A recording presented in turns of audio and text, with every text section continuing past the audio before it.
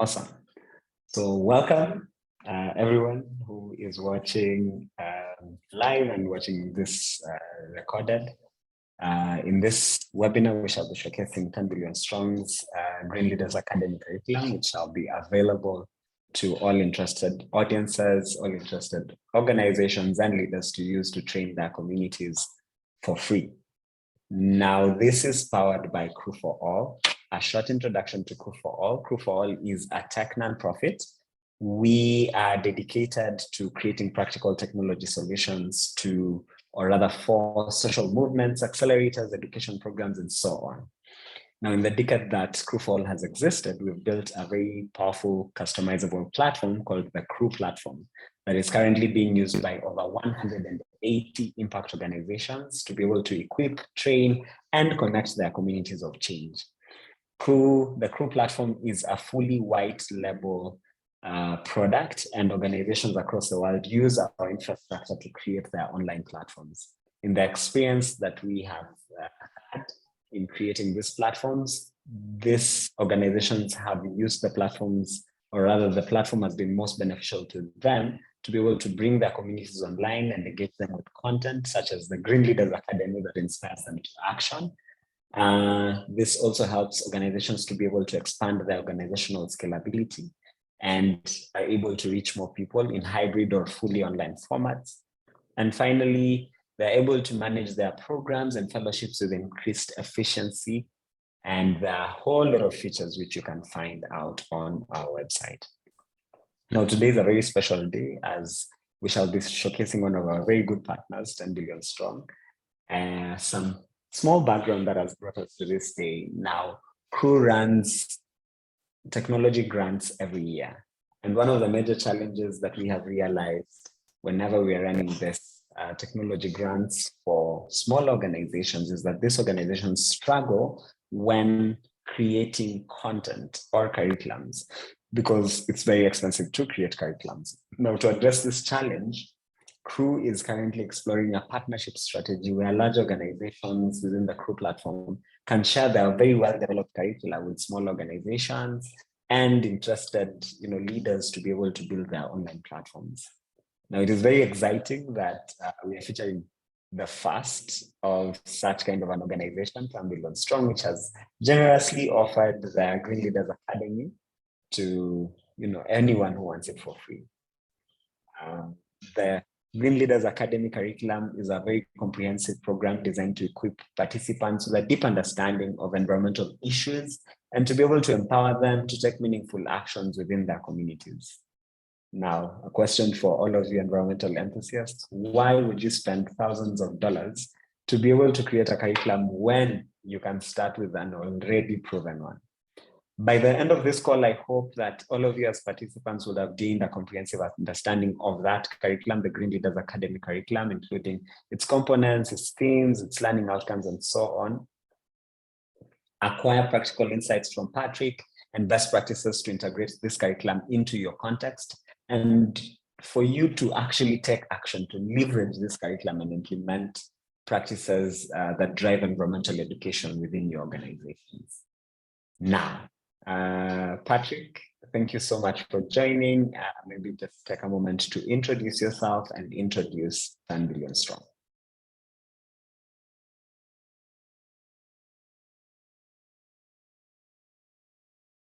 Thank you so much, Sam. I really appreciate the opportunity to talk to all the folks here today. And maybe just to start, let me just express some gratitude for you and the whole Crew team for helping to provide the structure for what we do, because it's just such an amazing tool to be able to reach people in a way that makes sense for each organization. So I've really appreciated the journey over the last couple of years.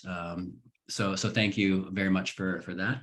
And let me give a shout out to Sylvia and Euphrates, because as I'll mention in a moment, we borrowed some of their structure for thinking about our curriculum in the very early days, and I think it's held true over 2 years of thinking deeply about how best to present our information. So yeah, I really am grateful for that initial kind of catalyst and brainstorming that we had a few years ago.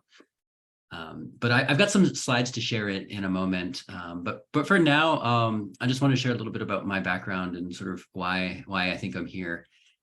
So for about 15 years, I've been training young leaders all across the world on how they want to be the best version of themselves and how they want to maximize their impact. And it takes a variety of different lenses, from the environment to health to social innovation to culture and education, really kind of anything under the SDGs, Sustainable Development Goals. But in the last couple of years, I've focused much more exclusively on environmental leadership, and I'll define that in a moment. But environmental leadership as sort of a vector for creating change that protects our planet, and that was something that became very personal to me as I was thinking about being a parent and the journey of my kids over the next 30 to 50 years as I sort of got through adulthood. And I think everybody who's thinking about the environment, it looks a little grim, but I'm an optimist by nature. And so I was thinking, how can we protect our environment while being optimistic about the human journey, the human story? And so what we came up with is this organization called 10 Billion Strong, which responds to this kind of inflection point that we'll have around 2050 or 2060 when our global population is 10 billion people. And so thinking about now as an 8 billion population, we've got a lot of environmental challenges, but if we kind of flip it from the next 2 billion from a liability to an asset, we think of 2 billion more creative people, 2 billion more potential leaders, 2 billion more people who can change things for the better. And so kind of within that methodology, we've been thinking deeply about how do we mobilize people in that direction to think about the future in a way that's very different than our past. Build upon the good things, but really re-envision it. And we've been working a lot in Asia and Africa, predominantly for two core reasons. One, there's a lot of change that's happening there. I think there's a lot of potential for change. There's a lot of youth growth and youth kind of interest in this, in environmental leadership, but also there's just a lack of opportunities. There's a lack of systematic environmental education. And so what we're trying to do is collectively fill that gap. And as Sam said, one of the realizations that Crew had is that it's hard to create curriculum. And what we came up with was the Green Leaders Academy was very much in the spirit of that challenge as well. So like all organizations, we were trying to figure out what is our strategy, what is our set of programs, how do we implement and actualize our vision. But what we ended up hearing a lot of requests for all over the world, I was getting requests for people to help edit their slide decks. They say, okay, I'm going to a village, or I'm bringing people to my university, and we're going to talk about climate change. Can you take a look at my PowerPoint presentation? And so I started doing that. And then I got to my 10th PowerPoint presentation where there's all these different versions and all this different data of climate change. And I realized there's some interesting challenge and opportunity there, which is some of these environmental issues are quite universal. Some of these leadership things are quite universal. So what I thought we could do is package all of these environmental topics and issues into one curriculum and do a couple things that would be hopefully pretty unique and pretty helpful.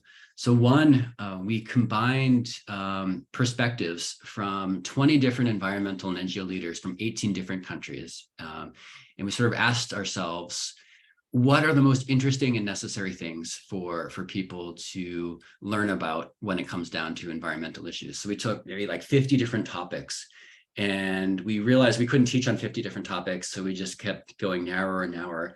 And we came down to our 15 module course, which I'll outline in a moment. But I think the great thing about this was it was crowdsourced in terms of different perspectives across North America, Latin America, South America, Asia and Africa. So we had a lot of different perspectives. This is what I thought everyone should learn about. It was sort of what people thought from a lot of different countries. And then what we did was we found the best open source knowledge about environmental issues. So we looked at the UN, we looked at a really cool organization around climate change mitigation called Project Drawdown that looks at how to reduce carbon in the atmosphere. For every topic that we identified the leading source of information, and then we packaged it together. And this is where I really appreciated the Euphrates connection. Is we built this methodology around inform, so give people the answers, and then inspire, give people interesting ways to think about how change has happened, and then transform, going over to the action. So that's sort of where we built everything. But let me share my screen here, and we can go through a little bit about what this is and why we did it. And then I'll go through it relatively briefly, because I think it would be really great if this could be an interactive discussion where we could talk a little bit about how this might work in your organizations, or how we might adapt it and make it feel like a workshop, especially since it's a relatively small group of people who are already on the path of doing great work. All right, so here we are. Let me just make this a little bit bigger.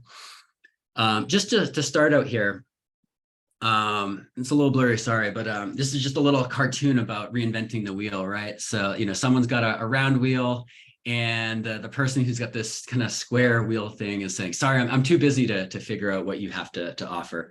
I know that's not the case. I think all of us here are probably very interested in other ideas.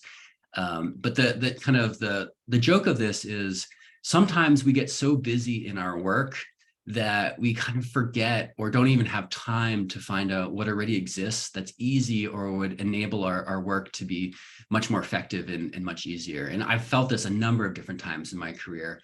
And so what we're really hoping to share and to show today is that all of you who are building community, all of you who are working deeply to advance environmental and social outcomes in your communities, there's a lot of resources out there. And sometimes if you're just sort of like heads down on your task, you might not have the time and capacity to figure out what those are. But hopefully we've done that for you. So we can just sort of say, here's your more efficient wheel. You can sort of just plug it into your organization. This is the spread of where we work. And so in 2022, we worked with almost 7,000 participants in about 40 different countries through a variety of different programs, that were all powered by the Green Leaders Academy. What we really wanted to do is reach a lot of people, and we do that through our online crew course, which people enroll through directly.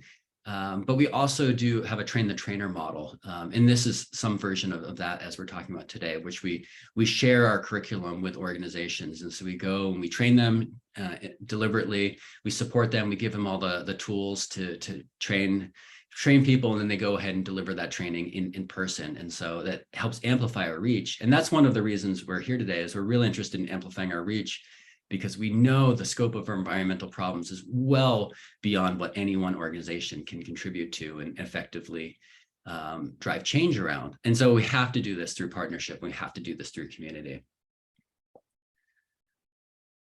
So a little bit more about the big picture of us. We're a relatively new organization, and we just were founded in 2019, but we really are interested in this intersection of youth leadership development, and so that people can create change within their organizations, within their families, within their communities. And our overall vision is a world in which all people feel equipped and empowered to create solutions to environmental challenges. And it's not just a certain type of people in environmental organizations, but thinking about business, thinking about government, thinking about education, all the different sectors that we want to infuse environmentalism into all the work paths that people think about. We thought it's always helpful to define what do we mean by environmental literacy in the beginning of this, or environmental leadership rather. So we think about environmental leadership as environmental literacy combined with a bias for effective action, right? So we want people to start taking action. We really want to track if it's actually taking the path that we expect.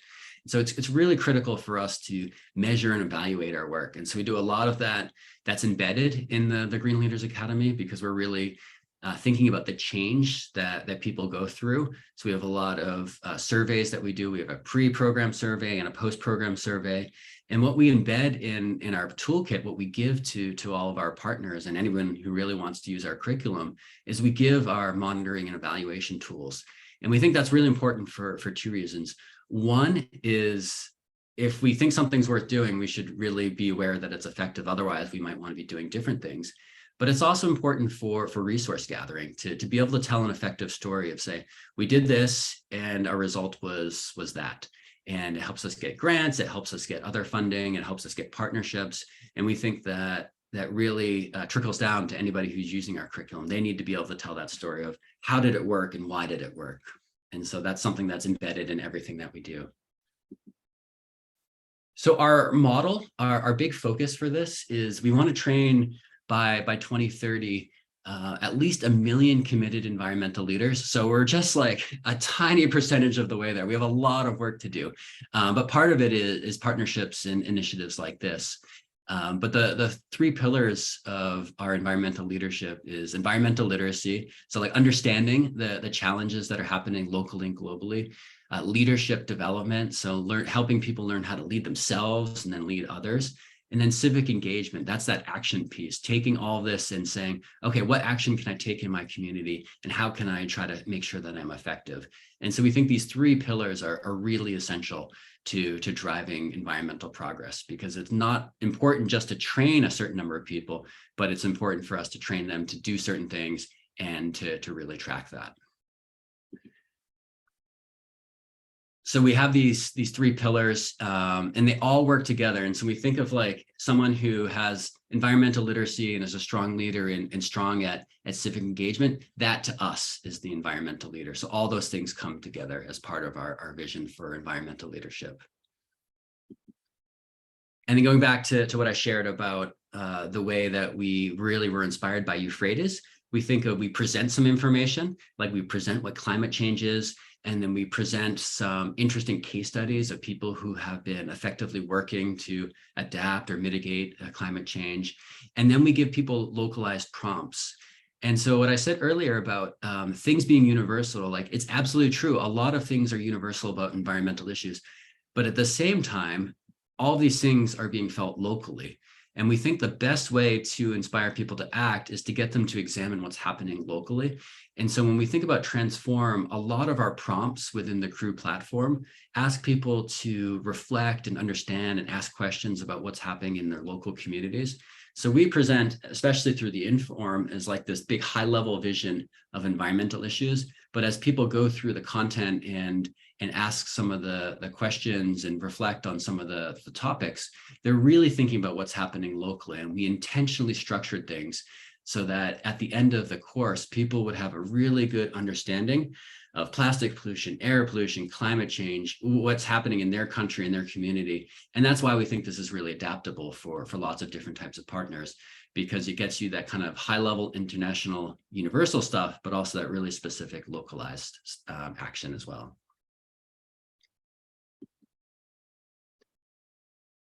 So here's just a little bit about what the Crew platform looks like. So we have a series of 15 different modules. So we start with giving people a vision of what the program is, what the program goals are. And then we have a core. All these in green are the environmental literacy modules. So it ranges from circular economy, conservation, a series of modules on climate change, and different types of pollution. And then we have, which is really, really popular, your local context and creating change. And it gets people to understand kind of like what's happening locally. And then we have our leadership and social innovation and transformative action modules that starts to get them to think about that transition to leading themselves and others. And then we have in blue here, our civic engagement modules. And we present a lot of case studies on interesting movements that have happened. We have lots that have happened sort of outside of my context in North America and Africa and Asia and Latin America. And then finally, as a capstone, we have this module called Launching Your Impact, where we have people go through the process of thinking about a particular environmental challenge that they want to address. and they create a project or a program intervention to address it. It's not something they take action on because sometimes it needs funding or sometimes they need initial resources, but we give them the prompts to go through the whole process of talking to stakeholders, getting a perspective of why the issue is happening and thinking about what levers they would need to pull to drive that change. And the idea is that it gives them at least that first step into thinking about how to take action as a result of this. And then sometimes we're able to give some feedback on their project proposals. And every once in a while, this is a good catalyst for us to actually partner with them to find some funding to think about how we would take that project forward. Embedded in the leadership program is our leadership philosophy. And this is something that's really important for us as part of who we are as an organization and what we want our participants to think and feel as a result of this program. And this is something that's really helpful from our perspective, because I've been doing leadership training programs for about 15 years, and there's so many different great models out there. And sometimes it's about finding the ones that can transcend borders. And I really like this one because although the authors of this are based in the US, they've done a lot of research outside the US, particularly in Asia and Africa, to find out how this is implemented in different communities. So it's kind of has Western roots, but pan global applications. But in short, our big leadership philosophy is that leaders lead, right? Like it's not something that is a passive process. It's not something that we're waiting to be picked for, but we want to encourage people to take action, to self-nominate themselves, start where they are and start leading in small but very distinct ways in their families, in their communities, in their schools. And then we see that as something that can build and scale as they grow and influence. And it's something that is a good way for us, but also potentially for you all to run through and articulate with your communities so that you have a leadership methodology and philosophy within your organizations as well. And this is the effective action and behavior change is something that we found to be really useful for thinking about driving environmental action and thinking about just the different ways that we can change behavior, because so much of what we want to do is based upon consumption habits, purchasing habits, and how we act on a daily basis. And some of these are relevant to some situations, but not to others. And so in the spirit of driving change, we think about how do we influence human behavior and how do we do so effectively over time? And we start thinking about how these can be applied in different situations to different issues. Just one of the things that we're most proud of, as I shared at the top, we're really interested in better understanding how we do with this curriculum and how people are impacted by it. And generally over time, we've seen that 95% of our participants that we train agree that the program helps increase their ability to address environmental issues in their community. We have lots of other data points that are in parallel with this, but what we really want to make sure is that this number stays high, because that's the ultimate goal of what we're doing with this training. And hopefully that would extend if others use it as well. Just a quick case study here. This is my good friend Yulia here in Indonesia, and Kyle here. They're two of our trainers that we trained last year in Indonesia, and they started using our curriculum. They work and live on the island of Lombok in central Indonesia, and they have a huge plastic problem on Lombok, as we do in lots of different places in the world. But what they ended up training about 50 young leaders and starting a community-based initiative around the circular economy. And they made so much initial progress that along with a different partner based out of Hong Kong, we wrote a grant and received over $100,000 in funding to support their leadership efforts, support their plastic pollution efforts. And we've got a really exciting program that we're working on this year to boost their vision for addressing plastic in their community. And so the good, I wanted to mention this example because it's really stringing together the sense of like, I want to figure out how to make a difference. I get equipped to make a difference, and then I get the resources to make a difference. And we see this as a kind of this progression. And what we really hope to do as an organization is support this in a lot of different contexts. And so hopefully maybe out of this conversation, there's a lot of ways that we can kind of move along with this model, from training leaders to taking action and getting the resources to make it a reality. I think I'm probably close to about the time there that that Sam allocated for this. But yeah, let me pause there and kind of turn it back over to Sam for questions and discussion. Awesome stuff. Thank you very much, Patrick, for that very in-depth introduction to the Green Leaders Academy. I hope everyone on the call is getting excited to already start using the curriculum, because you've given us some good insight into how it is built and how it is continuing to impact the lives of very many people across the world. I will start with the questions, but anyone feel free to ask any questions either on the chat, or feel free to raise your hand and I'll give you a chance to unmute and be able to ask a question. But Patrick, I'm sure one of the things that people on the call are wondering is why would you be able to offer a curriculum that you have worked so hard for free to really anyone who would want to use it across the world?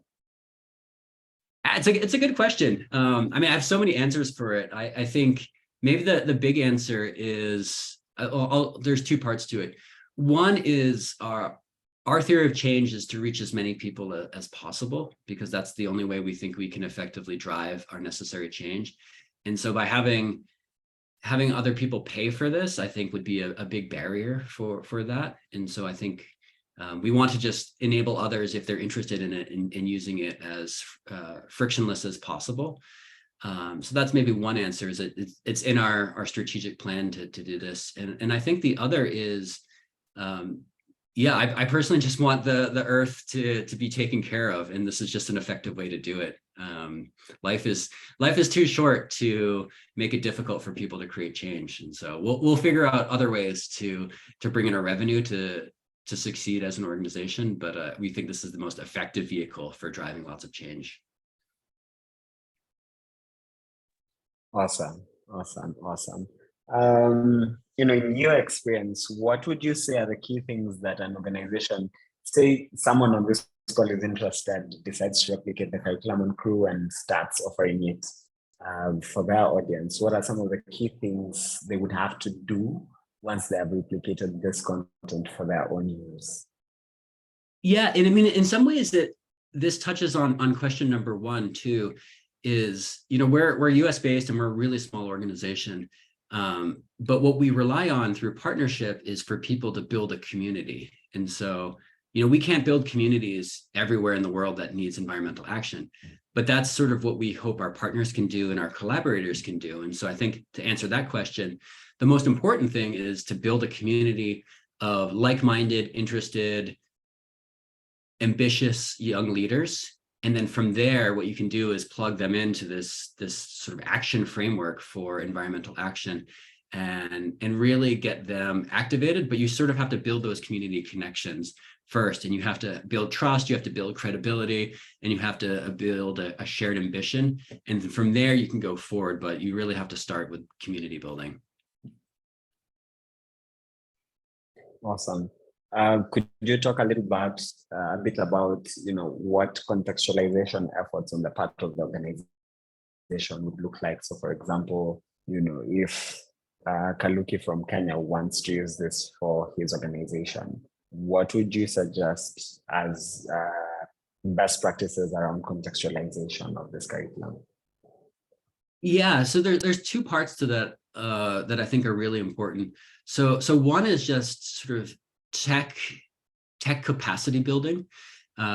This might be a unique experience for people to take an online course to better, they need to understand, your participants need to understand sort of like how they can access the course, whether it's through a desktop computer or laptop or through a smartphone, making sure they have enough data or access to free or affordable Wi-Fi.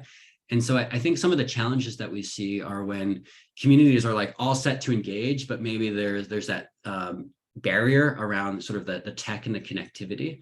So that's one contextualization piece that's really necessary.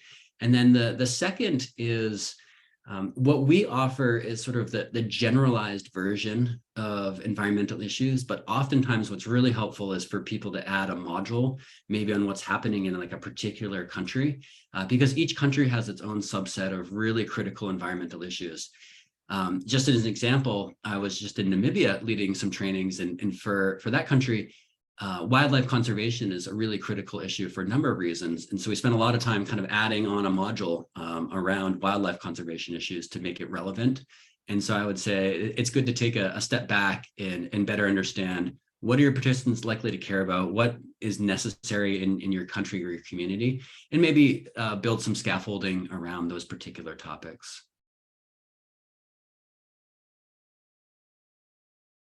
Awesome. Now, before I even go to my final question, I just want to sort of enlighten the audience on how a sort of replication would occur on the crew platform around this content. So assuming you have listened to Patrick last couple of minutes and you're very excited to implement the crew platform, or rather, sorry, to implement the Green Leaders Academy in your organization, the crew platform has made it possible through a very easy replication feature.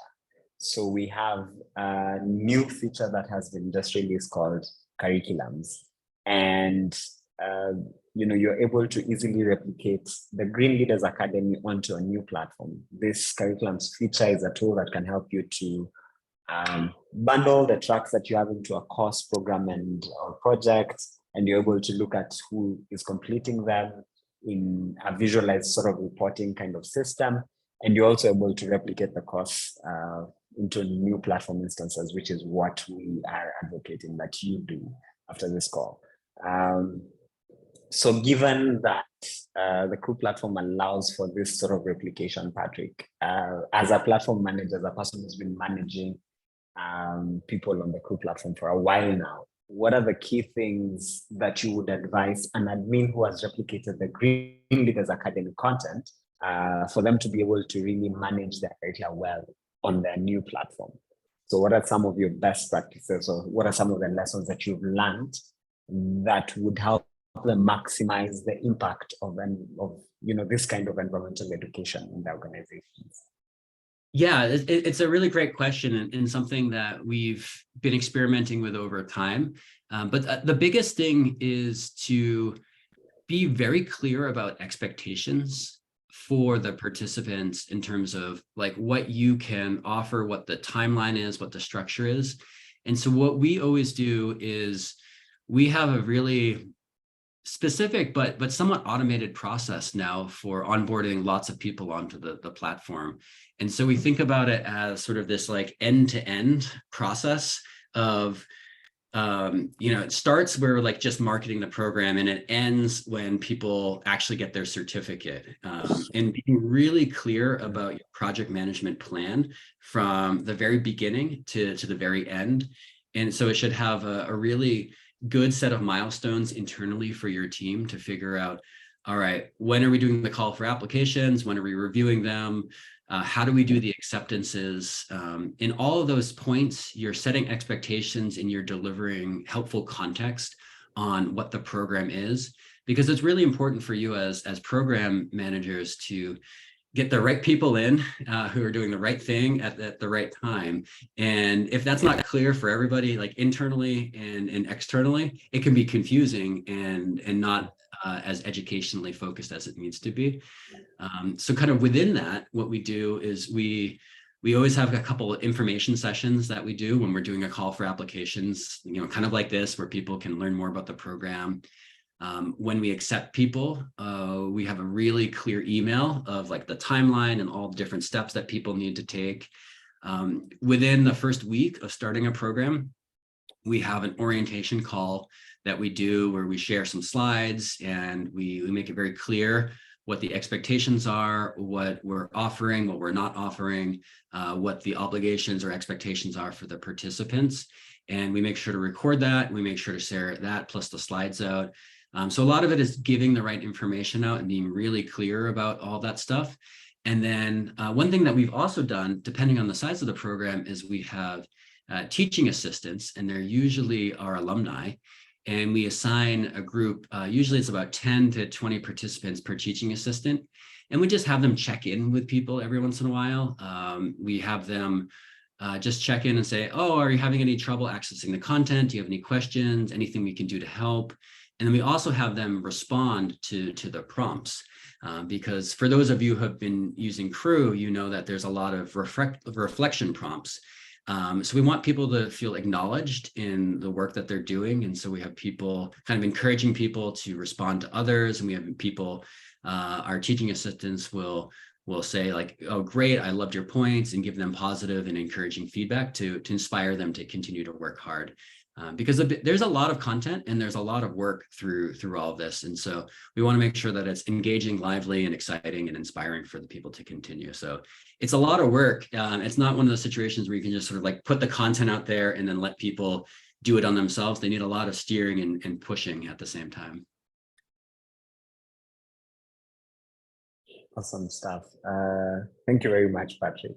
I'm gonna stop the recording here and then we can go around the room to hear any reflections or feedback.